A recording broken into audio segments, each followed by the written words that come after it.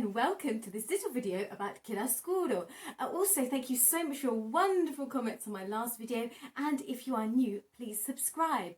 Also, this week's shout out goes to Amy Louise Art. She is absolutely amazing. I will leave a link to her channel below, and if you would like to be featured in my channel shout out every week, then please just subscribe, press the bell button and leave a comment. Chiaroscuro is basically an Italian word, and it essentially means light and dark. Now, it is used a lot in art, and it's sometimes quite difficult to understand what it is.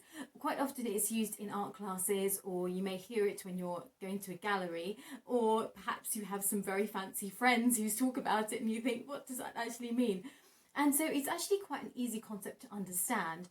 But not only that, it's super fascinating. It really started to be used in art during the Renaissance. And what was so amazing about the Renaissance artists was they really took dimension to another dimension. They were the artists that started to paint and create artworks in a three-dimensional form.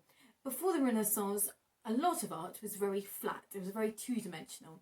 So this is why this technique is so incredible to use, especially if you are an artist that wants to take your art to a new level. A really great example of early chiaroscuro technique is the Leonardo da Vinci's Virgin of the Rocks. I think that that is an incredible painting where you can really see the use of light and the use of this technique, because you have the very dark colours in the background, and then you have the face and the figure really framed with light. And so it's really the placement of light and the use of light which really makes this type of painting successful. Of course, we forward in time to the artist that is most associated with chiaroscuro, and that is Caravaggio. Caravaggio is one of the greatest artists of all time. He is also incredibly popular.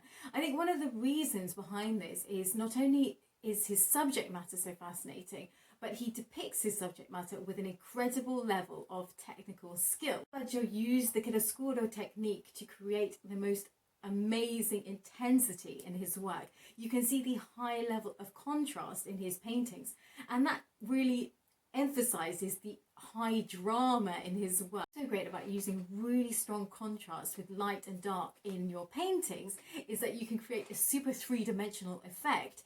And one painting that always really strikes me whenever I go to the National Gallery is Salome holding the head of John the Baptist, which is by Caravaggio. And what's so funny about that one is that the contrast is so strong and the use of light is so clever that it looks like the head is almost coming out of the painting, which I just think is such a successful use of this technique. Caravaggio also influenced a lot of other artists, including Rembrandt. And whenever I look at Rembrandt's art, I think about how amazing he uses this technique by also using different colours, because his palette is so unique. It's so many earthy colours, and you've got all these like umbers, and it's so rich in tone, and yet his use of light is just spectacular. The placing of light and the dark and the high contrast as well is just amazing. I'm just going to show you very quickly one of my own paintings where I can show you the contrasts between light and dark, because unfortunately I'm not rich enough to own a Caravaggio, at least not yet anyway. I don't think I'll ever be rich enough. But this, as you can see, is a rabbit, and whilst this wasn't intentionally supposed to be full of high contrast, it did end up being so. And you can see that the placement of light is particularly important in this painting. And I tried to add a certain amount of darkness in certain areas to create depth. And also, if I try and show you, if I hold this up flat, it does look a lot more like the rabbit is three-dimensional, which again is a great effect, or rather a great end result of placing light in the right place.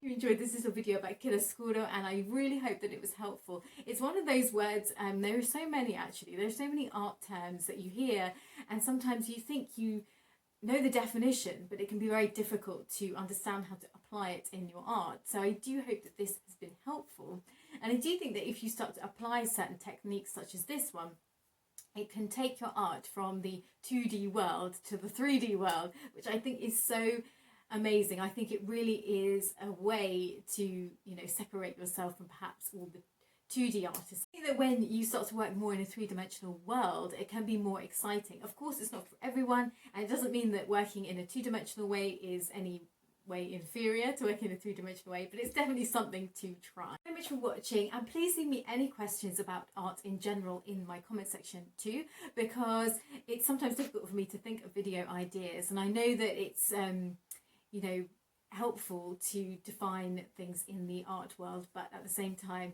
if you have a specific question, I will try and answer it too. So thank you so much, and please follow me on Instagram, and I will see you next week. Take care, guys.